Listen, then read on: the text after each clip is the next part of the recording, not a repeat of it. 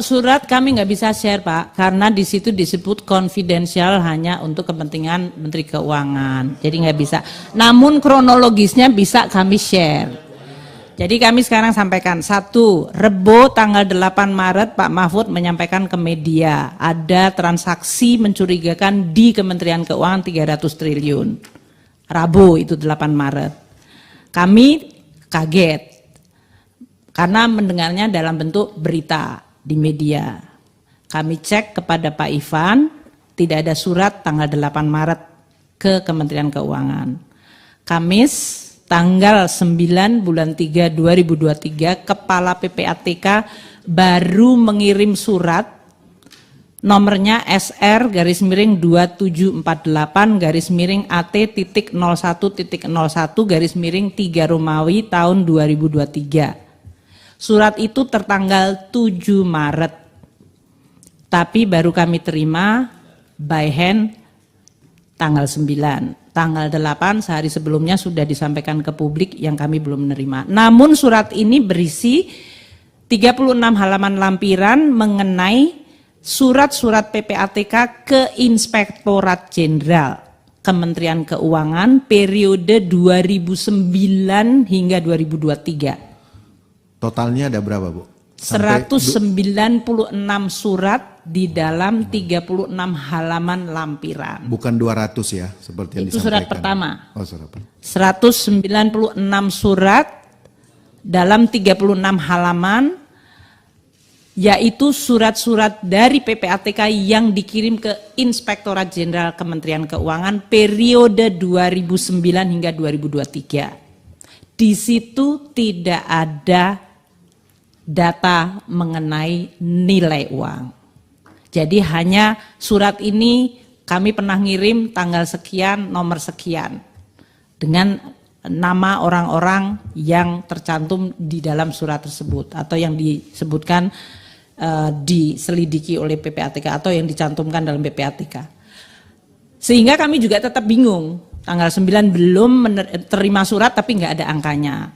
Saya meminta kepada Pak Ivan, suratnya yang ada angkanya di mana? Karena kami tidak bisa berkomentar. Hari Sabtu Pak Mahfud datang ke kantor kami untuk menjelaskan bahwa transaksi 300 triliun bukan merupakan transaksi di Kementerian Keuangan. Tapi kami belum menerima suratnya, jadi saya juga belum bisa komentar. Karena saya belum melihat. Baru hari Senin, tanggal 13 bulan 3 2023, Kepala PPATK mengirim surat kepada Menteri Keuangan. Surat nomor SR-AT.01.01-3 Romawi 2023. Nah, surat yang hari Senin tanggal 13 ini jumlah halaman lampirannya 43 halaman yang berisi daftar 300 surat yang ada di dalam slide ini yang kami akan sampaikan kepada Bapak Ibu sekalian mengenai konstruksi dari beberapa informasi yang bisa di-share karena tidak menyangkut kerahasiaan dalam hal ini ya. Di situ ada angka 349 triliun. Nah, kami sampaikan kepada Ibu Bapak sekalian angka 349 triliun dari 300 surat yang dikirimkan, yang ada di dalam lampiran surat tersebut. Ternyata surat ini, 300 surat ini, yang 349, 100 surat itu adalah surat PPATK ke APH lain. Jadi bukan ke kita. Ya memang begitu Pak. 100 surat PPATK ke APH lain dengan nilai transaksi 74 triliun. Itu ya. Itu periodenya tahun 2009 sampai 2023. Nah, 253 triliun yang ditulis di dalam 65 surat itu adalah data dari transaksi debit kredit operasional perusahaan-perusahaan dan korporasi yang tidak ada hubungannya dengan pegawai Kementerian Keuangan. Ini ada hubungannya dengan fungsi pajak dan bea cukai. Nanti kami jelaskan yang ini 253, terutama yang paling besar di 253 ini, karena kemudian saya lihat semuanya, yang paling besar itu 189 triliun di satu surat. Satu single surat ada 189 triliun. Itu sangat besar. Maka kami melihat apa itu. Nah, jadi 253 triliun adalah sebetulnya transaksi dari korporasi, 74 triliun itu ada surat PPATK ke APH.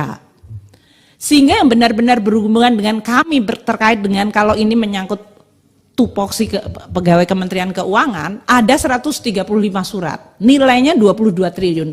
Bahkan 22 triliun ini Bapak dan Ibu sekalian, 18,7 triliun itu juga menyangkut transaksi korporasi yang nggak ada hubungan dengan Kementerian Keuangan. Nanti kami akan lihat beberapa contohnya supaya. Jadi yang benar-benar nanti berhubungan dengan pegawai Kementerian Keuangan itu 3,3 triliun. Ini 2009 hingga 2023, 15 tahun seluruh transaksi debit kredit dari seluruh pegawai yang di-inquiry tadi, termasuk penghasilan resmi, transaksi dengan keluarga, jual beli aset, jual beli rumah, itu 3,3 triliun. Dari 2009 hingga 2023. Juga di dalam 3,3 triliun ini adalah kami, Bapaknya sedang melakukan fit and proper atau Baperjaka, tolong minta data CX pegawai kita. Maka kita dapat transaksi dari pegawai itu.